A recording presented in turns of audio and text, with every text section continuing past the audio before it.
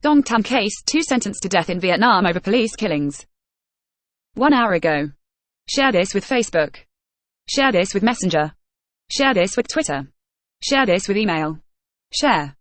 2 of the 29 accused in the case of a fatal land dispute in Vietnam have been sentenced to death. The rest of those on trial were given sentences ranging from life imprisonment to 15 months suspended. Police entered Dong Tam village in January to secure construction of a fence around land officials were trying to seize next to an airfield. Violent resistance from villagers led to clashes that left 3 policemen and 1 retired local official dead. The raid and the unexplained death of the popular local leader, 84-year-old Le Dinh Kinh, caused huge public controversy. Land disputes are common in Vietnam, but rarely escalate into such conflict. What happened in Dong Tam? Police arrived in the village in January to help secure land seized by the Defense Ministry around the Mu Mon airport, close to Dong Tam, as the army built a boundary fence. The land was already subject to a dispute with villagers, who said they had not been properly recompensed for its seizure.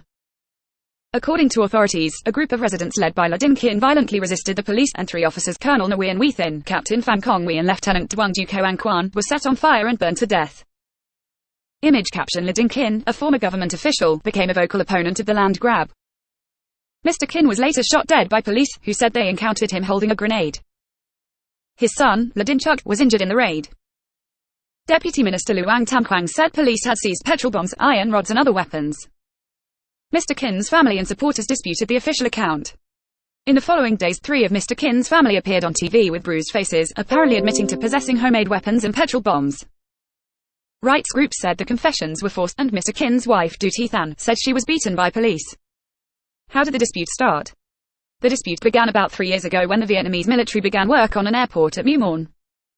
Residents complained that about 50 hectares 124 acres of their land had been unfairly taken over and handed to Vietel Group, Vietnam's military-run communications company.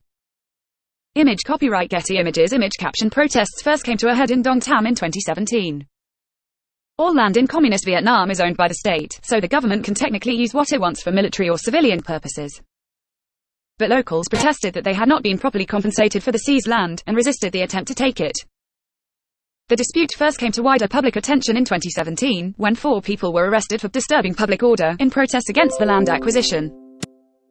Villagers retaliated by holding 38 officials, including police officers, inside a community house for about a week.